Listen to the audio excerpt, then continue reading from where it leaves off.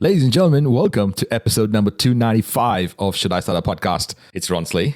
And if you ever wanted to know how to use your podcast to build a business you love, this is the podcast for you. Or more importantly, how do you use a podcast to grow your business by making it the most effective business development tool for your business? Today, we have Cliff Ravenscraft in the house, and we ask him some pretty interesting questions about using your podcast as a business development tool. Today, you will learn from a podcast legend that has helped literally over 40,000 people launch a podcast. That's a lot of people. You'll understand how Cliff uses social media to make different connections. We take a deeper look at being of service as opposed to being social, and we'll talk in depth about Cliff, and in particular, this question. Cliff, how did you find that balance of using your podcast to not only establish yourself as a subject matter expert or professional in your niche, but how did you use that to leverage your own personal development and growth in your business? All this and more on this week's episode of Should I Start a Podcast?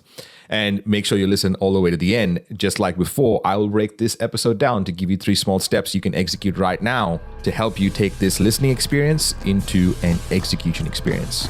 Enjoy the show. Indicator 1, this is launch control. Please advise when pre-flight checklist is complete. Indicator 1 to control. Pre-flight is complete. All indicators read green.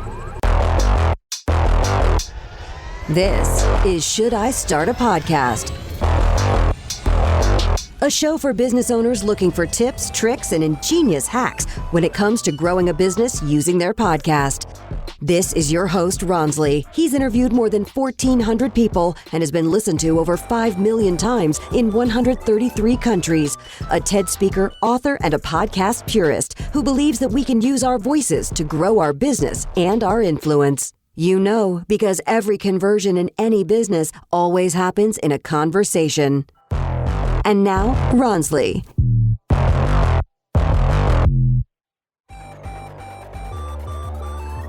Today's session is a very special Ask Cliff Ravenscraft sort of conversation all around podcasting for business especially. It's because of a conversation we had, and I invited him, and thank you for accepting that. But Cliff has helped 40,000, it's probably more by now, but 40,000 people launch their podcast. But anyway, we're going to have a conversation around podcasts. I just want to give context before I get Cliff to maybe introduce himself better than I can. But Cliff has been instrumental in helping a generation of people launch their podcasts. Like when I think that I have just joined the ranks, I literally think that I'm so new to the game compared to a lot of the people that came before me. And I want to be able to give context to Cliff and his work, really, because he's got, I think, about 4,500 podcast episodes out, 40 shows of his own, and obviously helping over 40,000 people. Cliff, how are you? Thank you for being here. Well, thank you so much, Ronsley. It is an honor to be here, and I promise I have nothing to do with bringing Facebook down just so more people would come here today. Well played, Cliff. I have a feeling that they're upgrading to live audio. What do you think, Cliff? They're doing something. I don't know. It's fun to see the entire world go into a panic, though. I always enjoy a little bit of chaos in the world so that we can see what people are made of. How many times that when you go to Facebook and Instagram and it was down, did you check your internet connection? This is a question I want to ask people because they're not normally down, and I wonder whether people actually thought they were down when it was down. But anyway, here's what happened, right? Cliff and I was having this conversation about being on Clubhouse and how effective it is. We do this room and have been doing this room every week. James, Anna, Holly, myself, Katharina, and Sean have been joining us. And we're doing it for an hour every week. And we're trying to find the most effective way to be and use the medium and be effective on the medium. And Cliff and I were having this conversation, and Cliff told me that he loves being here and it would make sense. So I know that you love the conversations with people, and you mentioned that whether it's 1 or 2 people. What's been happening on Clubhouse? And could you give us like a little bit of a history of you being here? Yeah. So if I click on my profile and look down at the bottom, it tells me when I joined. I joined December 9th, 2020. Gosh, it's almost been a year, and that's crazy to think of. But one of the things that I could use Clubhouse for as a replacement for what I was doing with live events. And specifically, I'm talking about connecting with other human beings at a very deep level. Oftentimes, I'll go to a live event, whether I'm speaking or not, it's not necessarily important to me. But every morning when I leave my hotel room, or every afternoon when I leave my hotel room, I basically say a short little prayer. God, if there's anybody that you feel that I should connect with today, would you give me a little nudge of discernment inside of my spirit to say, hey, pay attention to this person. And I just look for divine appointments. And that's what I would do at conferences. And now I will tell you that some of this is just innately who I am. I just want to serve anyone and everyone that I can. And genuinely, I know that I serve best when somebody comes along my path who's interested in being served. So whether there's ever a business intent to that or not does not matter to me one way or another. But then I also ask for a little bit more guidance in that prayer. Would you give me even more discernment if I have somebody that you've brought into my path that might benefit from my paid coaching or other products or services that I have? Would you just make that aware to me throughout the conversation so that I can carry that conversation deeper beyond this initial contact at the conference? And so oftentimes, while many people go to the networking parties where you lose your voice and you can't really have a meaningful conversation, I usually skip all of those and I look for hallway conversations. And it's not surprising to me that the room that you enter into when you open this app is called the hallway. And that's exactly what I'm looking for, is I'm looking for hallway conversations. So I'll go and I'll bump into somebody. I'll look for somebody that's by themselves. Maybe somebody will come up to me, but I'm genuinely just looking to spark a conversation that is meaningful. I'm looking for somebody who could use a little bit of encouragement, a little bit of hope, a little bit of something. Is there something from my education, experience, expertise, skills, talents, and abilities that I can give freely in this moment to serve this person who's crossed my path? That has always been my desire when I go to a conference. And as a result of this, every conference I've ever went to, within 12 months, I generate about $150,000 to $200,000 of revenue from going to that event. Even if I didn't speak at it, even if I didn't have a booth or anything like that, I just generate that much income because of this process. So when COVID happened, obviously hosting my own events and going to live events kind of slowed down to screeching halt. But then when I discovered Clubhouse, I'm like, oh my gosh, this gives me those hallway conversations. And that's exactly how I've approached it. And I do exactly like what I just said. I'm like, hey, I'm getting ready to invest a little bit of time browsing the hallways of Clubhouse, or maybe I'll reserve a room of my own and invite people to step on in. And I can either be teaching something I've decided ahead of time, or I can open up a room on a topic and just say, ask me anything. And if I'm feeling really fruity, I might say, how may I serve you? Ask me anything. And then it's just open for any topic whatsoever. But Ronsley, that's been my experience. I'll jump into rooms with hundreds of people. I'll jump into rooms with 10 people. I'll open a room and sit in a room by myself for 15, 20 minutes waiting for the first person to roll around. Doesn't really matter to me as long as I have the opportunity to really connect at a human, deep, spiritual, soul level with another individual. That's what Clubhouse is about for me. That's pretty baller of an explanation as well. And I'm going to sort of open it up to the panel to ask Cliff questions around what he just shared. But the thing I wanted to sort of clarify again is because we're all, learning Clubhouse, we're all learning live audio and how to interact with live audio. We're all becoming radio DJs almost overnight.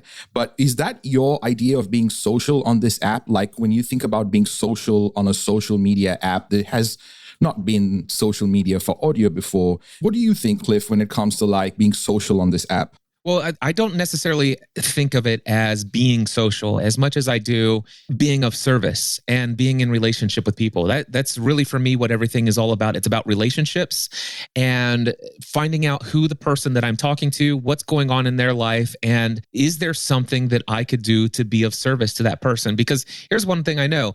I just believe in this thing, the law of reciprocity, that whatever you give into the world, you can't help to have it come back to you. Some people would call it the law of karma or the law of action, or they call it by a number of other things.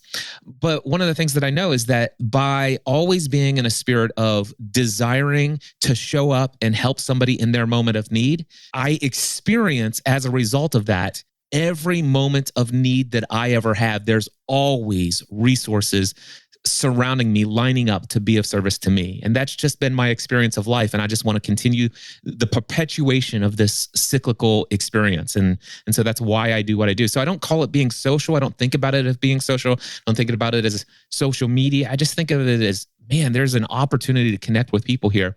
And this goes all the way back, Ronsley, to my BBS days, bulletin board services, where I would dial in via a 300 baud modem to somebody's computer, and I would log in, and I would try not to spend more than 20 to 35 minutes because there was only one phone line available. I needed to log off so somebody could go and sign in and read my message, and we could go back and forth. And what will happen in your conversation back and forth here, which has taken 12 minutes so far, this conversation up to this point would have taken 2 or 3 days at times. So I just think of it as relationships, communication, service. Panel, I'm leaving it open to you if you have questions on follow-up. Okay, I'm going to go first then. So I'm Katerina. I join these clubhouses regularly and I listened intently at what you were saying. And I have a question when you mentioned like these hallway conversations, and I totally agree with you when those conversations are really the best ones, where it's not just a whole group of people and it's so difficult to focus on one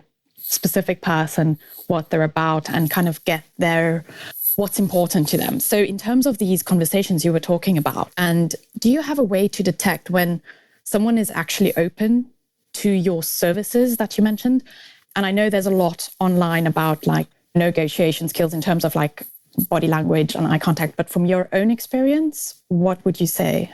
By the way, good to meet you, Katerina. So there's a whole discernment process that I go through when you have enough conversations to see who might be open to how you show up in this world.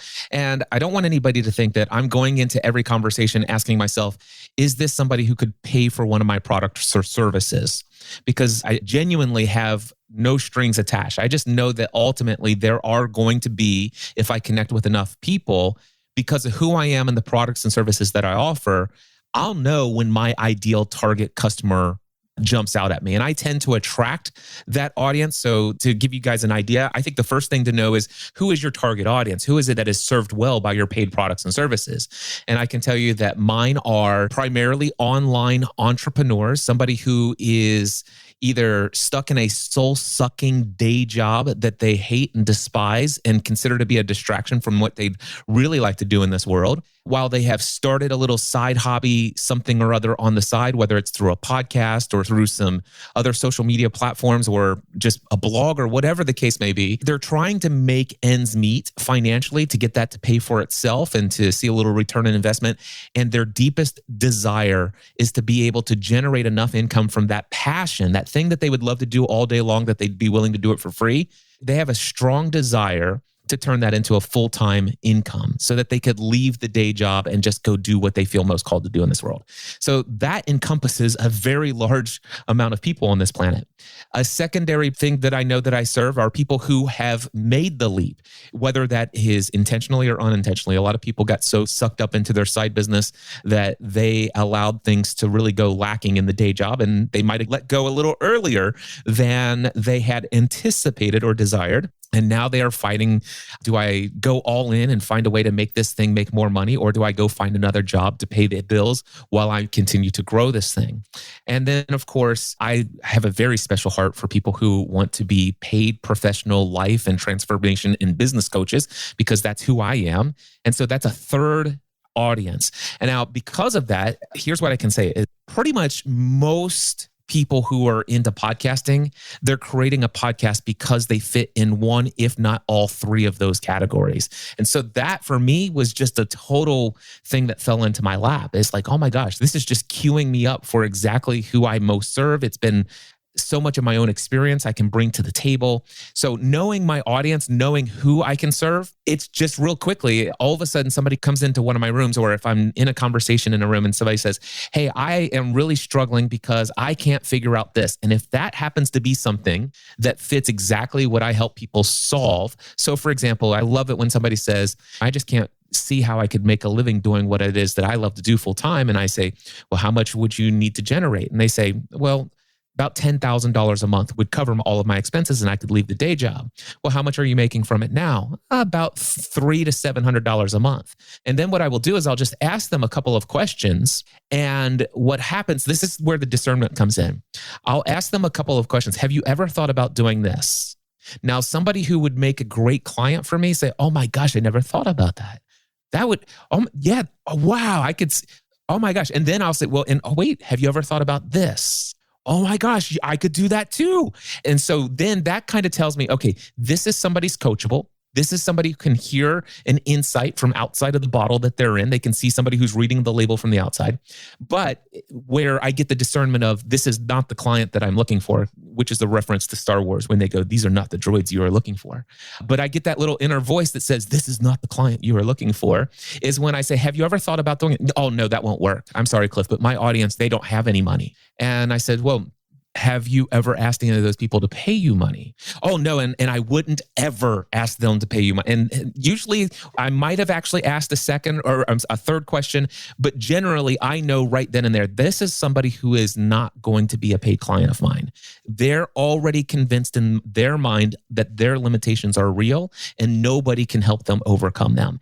And so anybody that wants to argue to keep their limitations, who am I to take them away from? So, Katerina, does that help you understand? I don't know if I clearly answered your question, but that's what happens for me. Now, I will serve anyone. I will encourage anyone. I will even try to convince that person to give up that limiting belief in a conversation for 30, 40, 50 minutes.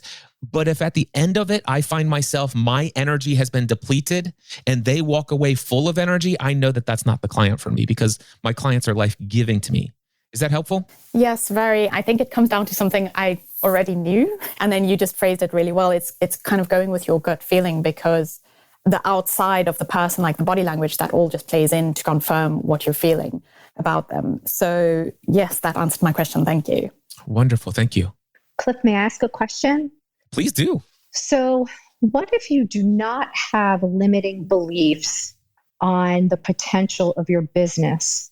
But when you sit in a place of service on a regular basis, you have difficulty making the leap into crossing over to closing it as a sale, if you will, or transferring from a place of service to them becoming your client. I hope I articulate that okay. Yeah, and I understand it more in the broader context of previous conversations that you and I have had, Holly.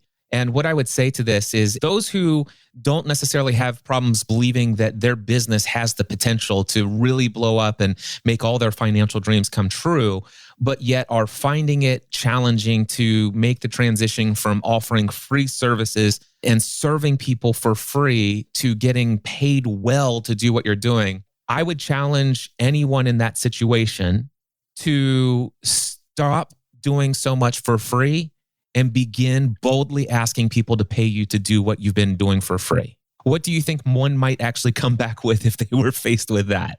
So true. Sometimes you just have to be bold and do that. I will say I have a history of record sales as long as I'm selling other people's business.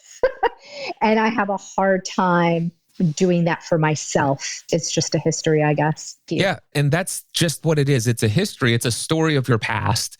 And I don't want to necessarily go into a coaching conversation in this room, but here's what I can say is that my recommendation for anybody who struggles to ask boldly for money for what it is that they're doing and yet feel like they must continue to serve for free over and over and over again, I would just encourage you to get into a conversation with somebody who's been there, who has struggled with it, and today who no longer has any struggle with that whatsoever, and see if you can't have that person help you overcome the belief system that's in the way of just knocking it out of the park financially. There's no reason why each person in this room today couldn't make $20,000, $30,000 a month every month consistently doing something they love in this world. I love how the universe, the higher powers of the universe work, because I've been having this conversation at length with my podcast host, Vinny. We've been podcasting for about 10 years now. And I was podcasting for years before that where I had to update XML code. There weren't cute plugins like there are now. And so I feel like I've been at this for a really long time. I've been very lucky to have a fun day job of voiceover. So I've been paid well for that. And Cliff, I love what you're saying because this is so resonating. I was just saying the other day about the law of reciprocity. And I'm realizing that like I've tried different business models that may or may not have worked for me. Some things didn't feel right. For me, it didn't feel right. I don't want to be a coach or do a course. That's not what I want to do. I have launched my cookbooks and I've launched a food brand. And then I noticed, well, then when it comes time to sell those things, I have relied on the law of reciprocity, but I have not pushed it with people at all. And now I'm realizing, because I make excuses while I'm podcasting. I was on the Keto Chef Summit a few weeks ago, and I was like, I'm selling sauce, right? And I'm saying, but you don't have to buy the sauce. I have the recipe for free up on my website, which is true. And I will always leave it for free up on my website because you don't have to buy the sauce. However, maybe that's not me boldly asking for people to buy the sauce. And so getting more comfortable with going, no, you should buy it because it's amazing. And I believe in that. And just hearing this is just emboldening some things. And I like the timing of it. I just want to let you know that because sometimes you don't know how you're affecting people and things could be just timed right. So Cliff, thank you for that. I love it. My pleasure. Thank you for sharing that, Anna. I think the way this is all phrased is really fascinating because it is about someone doing what they love. And when it comes to the world of business, it seems like there are these two camps. There's the one camp who only goes for ROI and they just like, I'm going to do this thing. If there's no ROI, I'm not going to do this thing. And there's the other person who is the artist and they just want to make the beautiful piece of art and just don't know how to ask to sustain that art because there's so many people that are actually amazing artists. There is probably even a camp that applauds artists who are not sustainable or don't have an ecosystem that goes behind it. And I want to ask Cliff about your ecosystem. Hey, this is Elizabeth McIntyre. I'm the CEO of Think Brick Australia, host of our podcast, and leader of Amazing Humans. I'm on the inside of We Are Podcast members, or as we like to call it, the Whamily. If you are thinking about growing that business using your podcast and your online presence, come join us on the inside. I would love to meet you. James and Ronsley coach us to get those recurring results in our business. If you want that roadmap, which we all follow to get those recurring results, you can download it at roadmap.wearepodcast.com. Now, back to the show. But Larry and Rebecca have joined us. I wonder whether you have any questions for Cliff or any comments on the conversation. Hi, Cliff. This is Rebecca. Yes, I did have a question. First of all, I really loved your analogy of talking about Clubhouse like a hallway in a conference because I love going to conferences. It's been forever since I've been to one. I'd never made that connection. So thinking about it that way, I realized one of the things that's challenging for me with just audio is not having a person's face to connect with and to visualize and not having the body language to help me understand what's going on and whether or not I want to talk with this person. I'm curious how you've been able to translate that into this Clubhouse audio only format. Sure. So I would love to speak to that. So first and foremost, what if instead of focusing on what's missing, just set that aside, the fact that you can't see their face, you can't see the movement of the muscles in their face, you can't see whether they're looking up or down, you can't see the fidgeting of their body. So for just a moment, Rebecca, just push all of that to the side of what's missing. And then I want you just to focus on what you can notice about my voice that you wouldn't notice if you were distracted by the body language.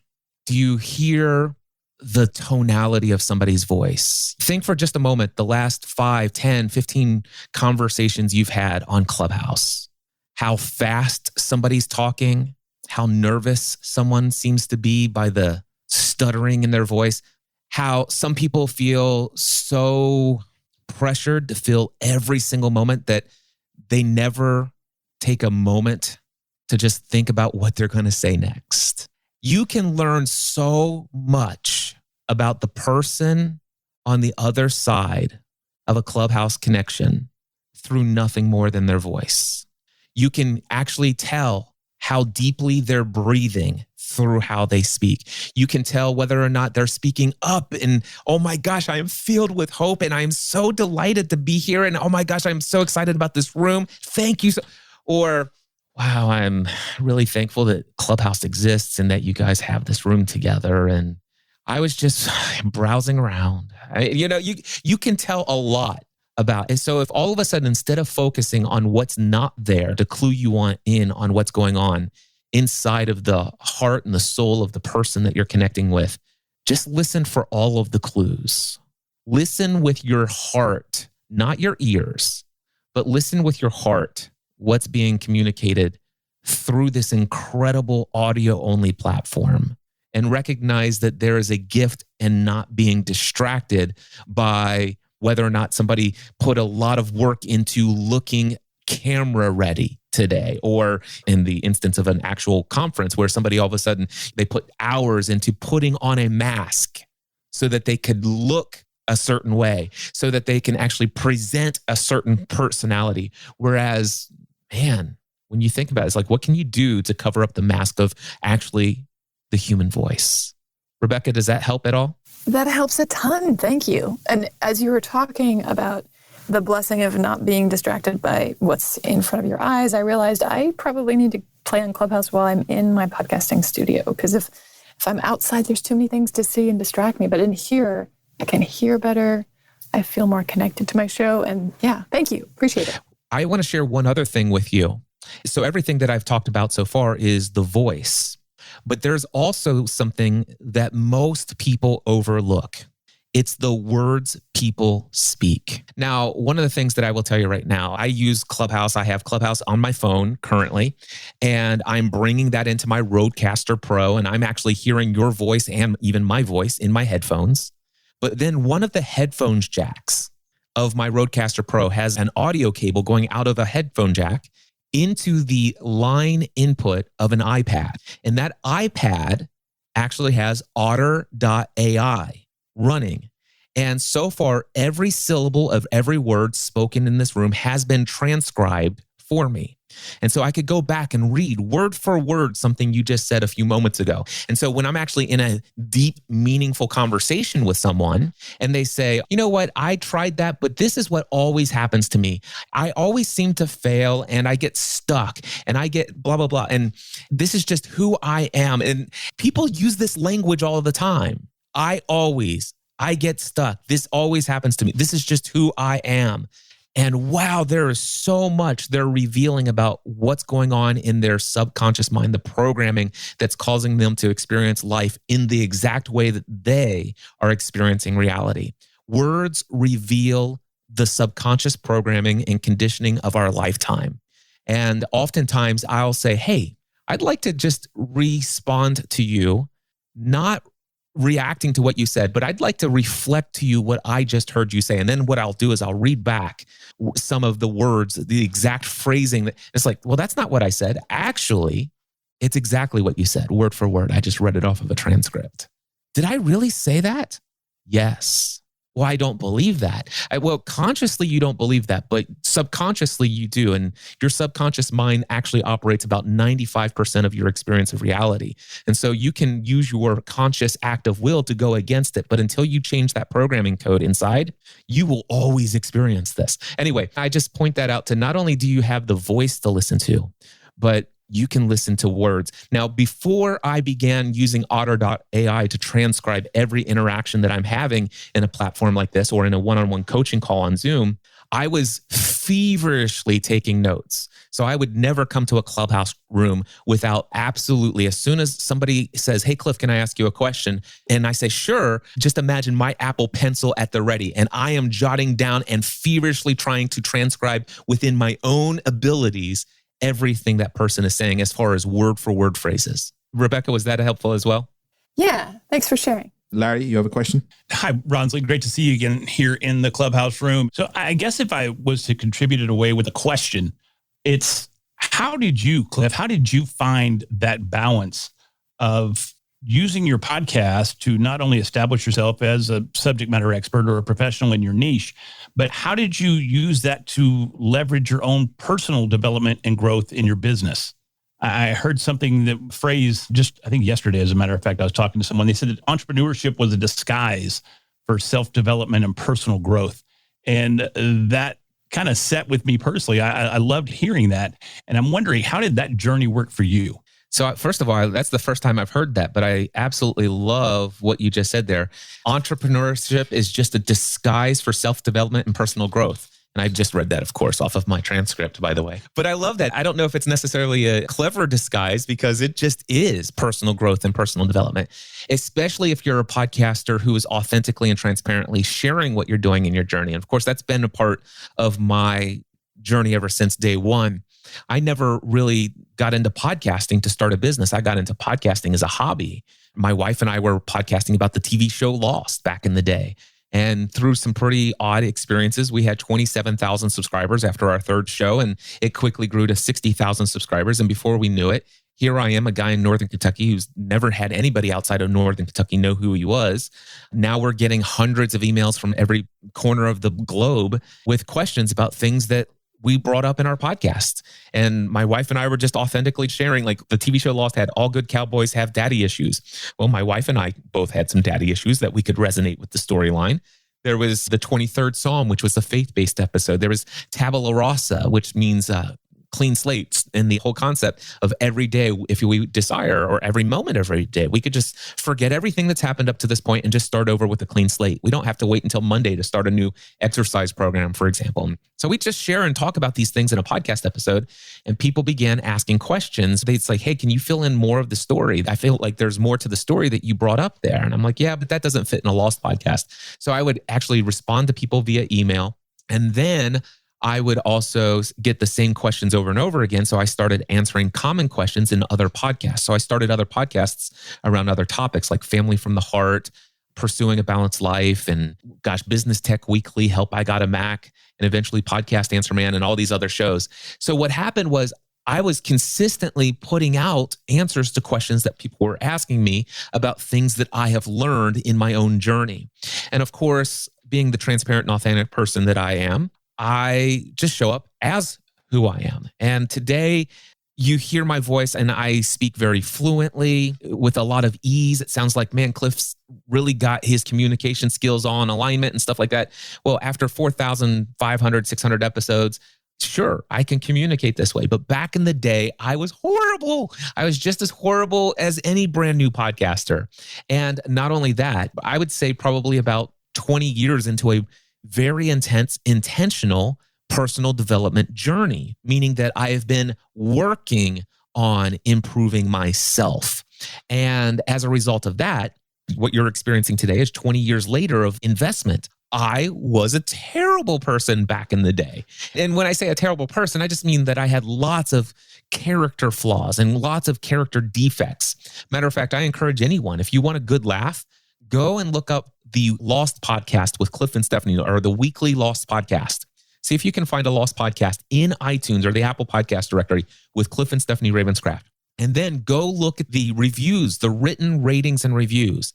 And if you're able to do so still, go sort those reviews by the most critical and read all the mean, nasty, horrendous things people used to say about me in their written reviews. And get this, they were all true. Every last detail. They pointed out so many things, and it was, it stung. Matter of fact, I think it was episode 50. I think I broke down in tears with a piece of audio feedback, and I'm like, I'm done. I can't handle this. And I broke while recording a live podcast. I'm like, done. I'm throwing in the towel after 50 episodes. And you know what? People came back, says, Cliff, don't let a couple people get you down. Sure, none of us are perfect. You got room for growth. But man, you can't let what those people say rob everyone else from what you do have to bring to the table. And I'm like, okay, I'm coming back. And man, my whole journey's been on display. Another thing that I've done in my podcasting journey is I have created audio journals. So back in the day, I created this show called My Crazy Life. After 398 episodes, I rebranded it to what was called Pursuing a Balanced Life. And then after 438 episodes of Podcast Answer Man, I rebranded Pursuing a Balanced Life to the Cliff Ravenscraft Show, but then decided to move the Cliff Ravenscraft Show over to Podcast Answer Man. And the Cliff Ravenscraft Show has been an ongoing kind of audio journal. And then I decided, because of feedback, you know what? There's a lot of people who don't yet know me enough to care about what's going on in my personal and professional life, as far as my journey of what I'm experiencing. And so I decided back in November 2017 to start another podcast called The Audio Journal, which was later rebranded Train with Cliff, over at trainwithcliff.com. And so I have about 1,000 podcast episodes, Larry. Imagine if you were to find my very personal handwritten journal of all the things that I've experienced since I've been doing my business full time back in 2008. And actually, go back before that. Go 18 months before I launched my business, back when I just had a dream of leaving my day job. Imagine you could find my written journal, except for the fact that journal was never written. It was actually spoken in my own words in an audio journal format. There are over 1,000 hours of me sharing that journey authentically with people. So, Larry, hopefully that answers that question for you. Yeah, it definitely gives some insight for sure. Thank you. One thing I can say is being authentic and transparent, telling people about what's going on. There's a trend in podcasting to want to be seen as the person who has all the answers. We hear a lot about imposter syndrome. There's like, well, why would somebody want to listen to me when there's somebody else out there who has more experience, more education, more expertise in this area? Well, that's always going to be true. And what I can tell you is if you want to overcome imposter syndrome, you don't have to actually be the person who has all the answers. All you have to do is share, this is who I am, authentically, transparently. This is where I was. This is what I experienced in the past. Here were my hopes, dreams, and plans for the future. This is where I'm currently at in that process. This is what I'm experiencing today.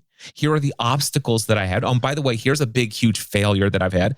And I encourage you to share some of your successes along the way. And so for me, how I've avoided this feeling of the imposter monster is I'm just as happy to tell somebody about a big, huge $38,000 financial loss, which is what I experienced on my very first ever Free the Dream conference. And I'm just as happy to talk about that story and the decisions that led up to all the things that caused me to lose $38,000. I'm just as happy to talk about that than any of the successes I've ever had. So just get out there and be authentic about your journey. More and more people are going to resonate with your imperfection than your perfection or having all the answers. People don't resonate with people who have all the answers because very few of us do. It's interesting that you say that because I just attended a mastermind dinner about 3 weeks back. It was 3 Saturdays ago. And I didn't know anybody at this particular mastermind. It was actually referred for me to go by someone that was a mutual friend of the gentleman hosting it. And as I sat there through the night, I was there by myself. I didn't bring my wife because I didn't know we were bringing wives. I thought it was just a business type thing, but it turned out to be a larger event than what I expected. And I sat there kind of in a shell because I didn't know anybody and I didn't know how should I act? How should I have shown up? What image am I trying to portray here? But then it came my time to stand up and introduce myself and kind of tell a little bit about my background. And I stood up and I took the stage and I had presence and I spoke. And then I sat back down and I was back in my shell and I was back just picking at my salad. And one of the ladies across the table looked over at me and she goes, you have the most interesting personality. Because although when you stood up and you spoke, you were very bold, you had a presence about you, you were in the room and you were filling the room. But then when you sit back down, you're very, very shy and very reserved. And that still resonates with me 3 weeks later because I'm asking myself, am I really being authentic? Am I really presenting the authentic side of me on my podcast and in my business? Or, as my wife likes to kid me about, when it's my turn to speak, do I open the curtains and put on the show? And then when the show's over, close the curtains. So that balance of authenticity and also trying to present the image that you think everyone wants to see is, I have to imagine, it's not just a battle that I fight, but it's very difficult to find that balance. I love that, Larry. One of my favorite things that Rich Litvin, he's a mentor of mine, and he has written a book called The Prosperous Coach, written by Rich Litvin and Steve Chandler. One of the things that he does quite frequently when he opens up in an opportunity where people are there and they've kind of set him as a pedestal because he sold hundreds of thousands of copies of his book and they see him as the guru, they're going to get so many fresh insights. And one of my favorite things he'll do whenever he opens up one of his workshops, he goes, before we begin, what I want you to know about me is, and then he opens up and shares one of his insecurities. That's how he breaks the ice within a live setting. What I want you to know about me is that I'm nervous being here. I'm an introvert. I prefer being alone, and being in large crowds is just not my thing. But I'm excited about being here, but yet I never know the right words to say in a context such as this. So that's something that, actually, I think what he says, what I don't want you to know about me is this, but I'm going to say it anyway. I just wanted to get that phrase. What I don't want you to know about me is, he'll share a vulnerability, and then that's his powerfully speaking himself into the room sometimes. And it's just so antithetical to what people normally do. And it's just something that impressed me. By the way, Larry, I just want to say this. I think there is a lot to questioning, am I truly being authentic when I am putting on a mask and projecting something? But also, I would encourage you to evaluate in that process, is there something where I have a special gift and talent where in certain circumstances, this is authentically who I am.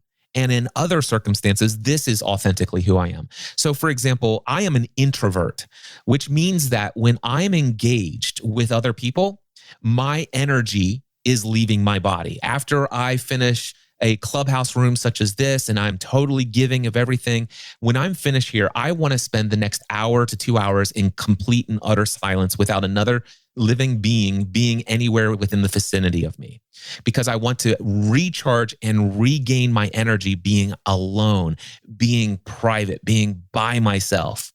But you put me into a room and give me a microphone. I don't know if you've noticed this, but I like to talk. And I also like to talk with energy. I like to talk with power. I like to talk with confidence.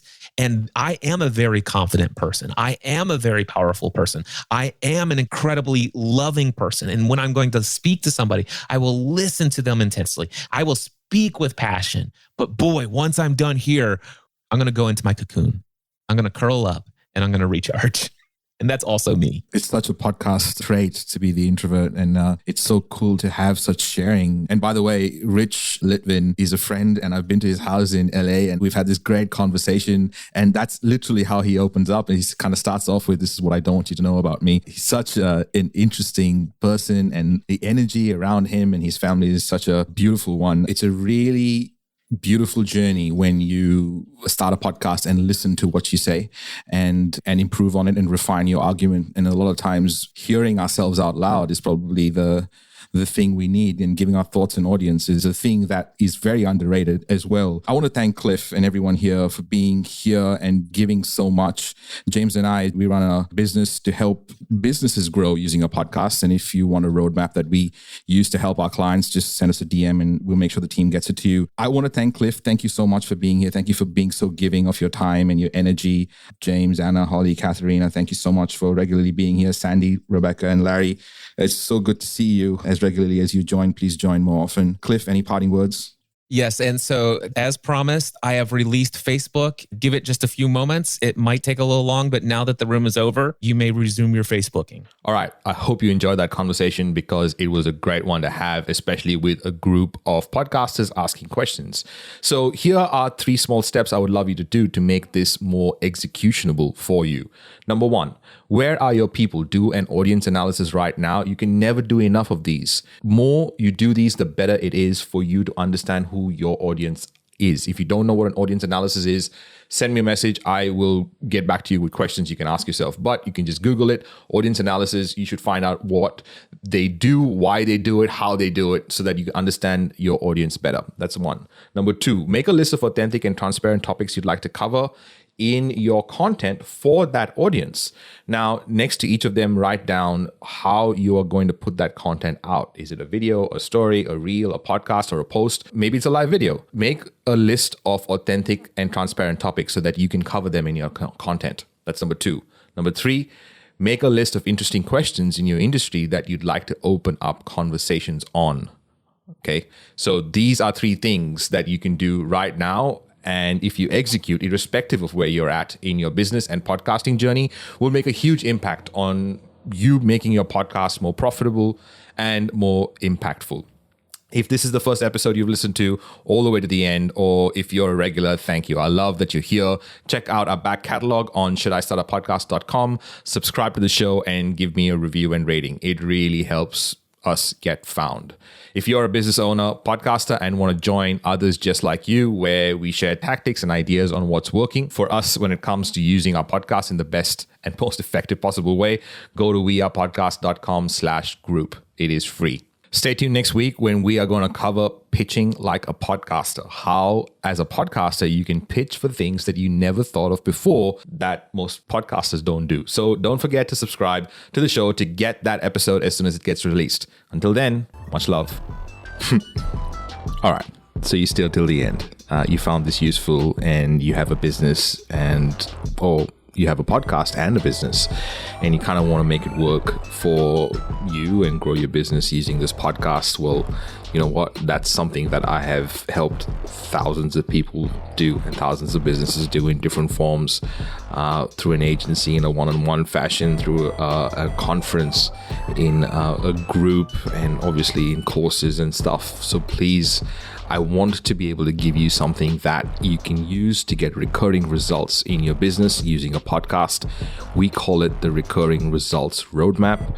It is years of putting this in practice. It is the blueprint to get results and recurring results using your podcast. If you'd like that, send me a message, ronsley@gmail.com. I want to hear from you. I want to hear your voice, or want to hear from you. So if you've listened to this and you want that roadmap, please send me an email, ronsley@gmail.com.